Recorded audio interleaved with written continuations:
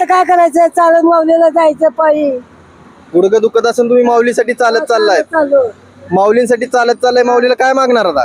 माऊलीला काय करायचं, आपल्या दोन हात दोन पाय ठेव, आपल्या परमेश्वर हात जोडायचं. माऊली आपल्या घरी कोण मुलं वगैरे? कोणी नाही, पांढराच बनवले.